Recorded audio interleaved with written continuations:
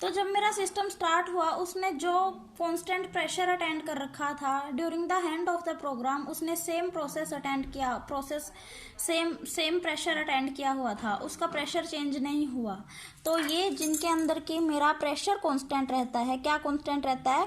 Pressure constant रहता है। इनको मैं क्या बोलती हूँ? Isobaric process. क्या बोलती हूँ? Isobaric process. ये हो गए मेरे 4 टाइप के प्रोसेसेस जो मैंने तुम लोगों से कहा था कि हमारे थर्मोडायनेमिक्स के अंदर 4 वेरिएबल्स होंगे जो कि होंगे pressure, volume, temperature and energy, और उन्हीं चारों के ऊपर डिपेंडेंट मेरे 4 प्रोसेसेस होंगे जिनको मैंने रिस्पेक्टिवली नेम दिया isothermal, adiabatic, isochoric and isobaric. Now we will discuss about the equilibrium state. देखो हमारे थर्मोडायनेमिक्स के अंदर 3 टाइप्स के इक्विलिब्रियम प्रोसेस होते हैं। एक होता है mechanical, thermal and chemical equilibrium. एक बार डिस्कस करते हैं इनको। Mechanical equilibrium, mechanical equilibrium, chemical equilibrium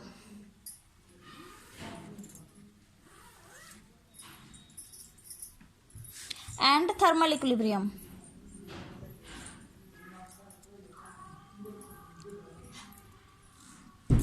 mechanical equilibrium, chemical equilibrium and thermal equilibrium. Mechanical equilibrium ये मेरी जैसे कि इक्विलिब्रियम के बारे में एक बार हम लोग बात करते हैं, उसके बाद तो इसके नेम से ही सब कुछ क्लियर हो रहा है। इक्विलिब्रियम मेरी स्टेट वो होती है जैसे कि हम लोग एक पर्टिकुलर, नॉर्मली अगर हम लोग बात करें, हम लोग कहते हैं कि हीट ट्रांसफरेबल है।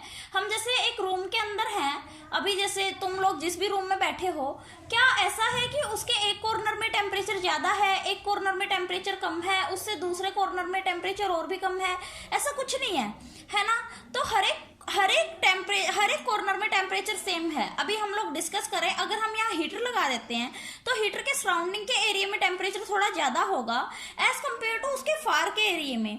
लेकिन एक बात नोट करना, बिफोर अप्लाइंग द हीटर, जब हमने हीटर अप्लाई किया उससे पहले, हीटर अप्लाई करने से पहले वो जो फार वाला कॉर्नर था, जो दूर था हीटर से, उस कॉर्नर में भी टेम्परेचर बहुत कम था। बट जब हमने हीटर ऑन किया रूम के अंदर 10-15 मिनट के बाद, उस कॉर्नर में जाके देखा तो उसके टेम्परेचर में भी इफेक्ट पड़ा। तो इसका मतलब देखो, हीटर से क्या निकल रही थी? तुम्हारी हीट निकल रही थी। तो हीट तुम्हारी हाई प्लेस से, हाई टेम्परेचर, वहां पे टेम्परेचर हाई हो गया ना, high temperature to low temperature vary कर रही है। तो वो तब तक वेरी करेगी जब तक वो इक्विलिब्रियम स्टेट को अटेन नहीं कर लेती। अभी हम लोगों ने हीटर चला लिया, 1 घंटे के बाद हमने हीटर बंद किया। जब हमने हीटर बंद किया तो उसके जस्ट 2 to 3 मिनट्स के बाद, 2-3 मिनट्स तो मैंने बहुत ज्यादा बोल दिया, 1 मिनट के बाद ही तुम लोग चेक करना, जो कंप्लीट रूम होगा उसका टेम्परेचर बिल्कुल सेम होगा। कंप्लीट रूम का टेम्परेचर बिल्कुल सेम होगा। क्यों? क्योंकि जो तुम्हारा टेम्परेचर था वो हाई टेम्परेचर से, जो तुम्हारी हीट थी, वहां हीट ने हाई टेम्परेचर से लो टेम्परेचर की तरफ मूवमेंट स्टार्ट कर दी। टेम्परेचर था जो तुम्हारा कंप्लीटली इक्विलिब्रियम स्टेट अटेंड करने के लिए, वो high temperature to low temperature के प्लेस पे मूव किया। तो इस टाइप के इक्विलिब्रियम, ये मेरा प्रोसेस होता है जिसको कि हम लोग बोलते हैं इक्विलिब्रियम प्रोसेस। अभी इसी इक्विलिब्रियम प्रोसेस के ऊपर जो हम लोग ये टेम्परेचर की बात कर रहे थे, ये होता है मेरा थर्मल इक्विलिब्रियम। ठीक है। उसके बाद अगर हम लोग बात करते हैं, जैसे कि मैं एक कंटेनर ले लेती हूँ बेटा, उसको हाफ डिवाइड कर लेती हूँ, बीच में मैंने उसके अंदर एक ऑब्स्टेकल लगा दिया, एक कंटेनर के बीचों बीच मैंने एक ऑब्स्टेकल लगा दिया। हाफ मेरा कंटेनर बिल्कुल एम्प्टी है और हाफ मेरा क्या है, गैस से फिल्ड है। अगर मैं इस ऑब्स्टेकल को हटाती हूँ, देखो इस टाइम पे दोनों का प्रेशर क्या है, डिफरेंट है। इस टाइम पे दोनों का प्रेशर क्या है, डिफरेंट है। तो इनकी केमिकल प्रॉपर्टीज भी डिफरेंट होंगी। बट जैसे ही मैं उस ऑब्स्टेकल को रिमूव करती हूँ, तो आफ्टर रिमूविंग द ऑब्स्टेकल, जो मेरी गैस थी वो हाई प्रेशर से लो प्रेशर की तरफ मूव करती है, और जो मेरा होल कंटेनर है उसके अंदर गैस इक्वल अमाउंट में स्प्रेड हो जाती है।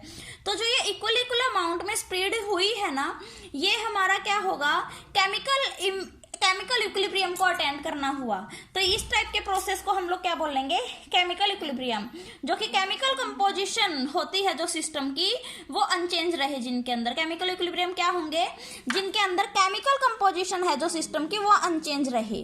केमिकल कंपोजिशन, जिनके अंदर केमिकल कंपोजिशन है जो सिस्टम की, वो अनचेंज रहे। उसके बाद बात मैं करती हूँ मैकेनिकल इक्विलिब्रियम की।